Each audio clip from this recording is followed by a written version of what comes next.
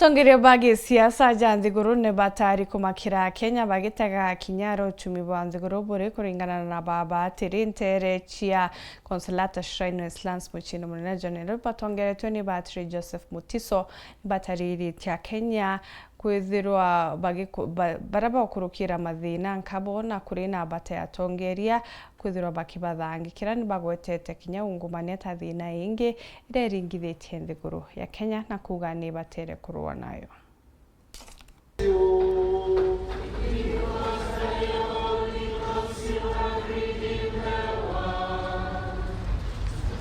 Nĩ ntuko ya mwanya mũno kĩrĩ kalenda na dini ya Gĩkristo ĩrĩa tũririkanaga gĩkuũ na mĩthangĩko ya mũtana wa Mũrungu Jesu Kristo mũthalaba-inĩ.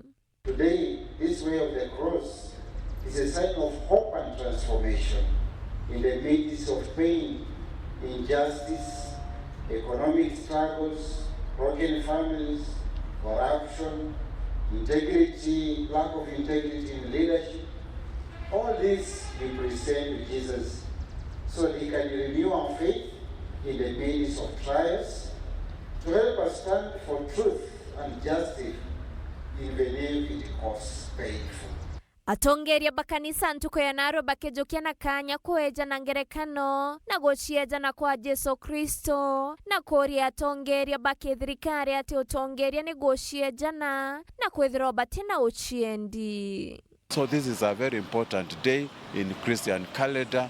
Jesus sacrificed for the humanity sins. So we have to sacrifice good leadership for our Kenyans. I am calling upon the Kenyans, especially the leaders who have been in this country, just to recall how Jesus suffered for the people. It is high time we sacrifice for our leadership so that Kenyans can see the real benefits of our leadership. Bagitariria mathina ngurani njira jetete na mbere gwateka nthiguru ya Kenya.